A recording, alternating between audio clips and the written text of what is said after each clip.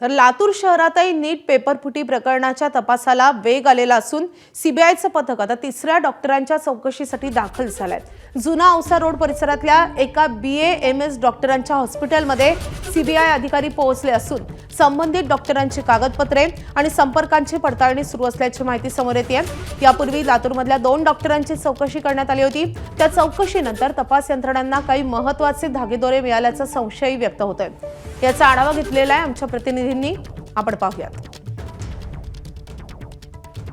रविवारी दाखल झालेलं सीबीआयचं पथक अद्यापही लातूरमध्ये आहे आणि सातत्यानं त्यांचा तपास सुरू आहे। आता सध्या आपण उभे आहोत लातूरमधील जुना औसा रोड भागामध्ये आणि तिथे तपास सुरू आहे।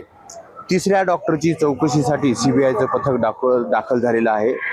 BAMS डॉक्टरच्या हॉस्पिटलमध्ये सीबीआयचे अधिकारी पोहोचले आहेत। संबंधित डॉक्टरची कागदपत्रे आणि संपर्काची पडताळणी सुरू आहे। यापूर्वी लातूरमध्ये 2 डॉक्टरांची चौकशी करण्यात आली होती। त्या चौकशीनंतर तपास यंत्रणांना काही महत्त्वाचे धागेदोरे मिळाल्याचा संशय व्यक्त केला जात होता। त्यानंतर आता तिसऱ्या डॉक्टरवरही संशयाची सुई फिरल्याने सीबीआयने थेट हॉस्पिटल गाठत तपास सुरू केला आहे। नीट पेपर फुटी प्रकरणी लातूरात कनेक्शन अधिक गडद होत असल्याचे चित्र आहेत। काही डॉक्टर, कोचिंग क्लासेसचे नेटवर्क आणि विद्यार्थ्यांमधील संपर्काची चौकशी सुरू आहे।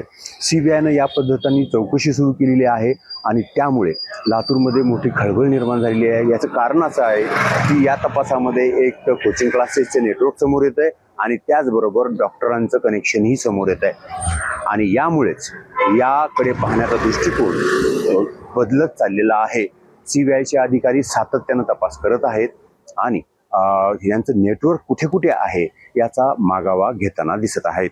निशांत भद्रेश्वर, ABP माझा, लातूर। ABP माझा, उघडा डोळे बघा नीट।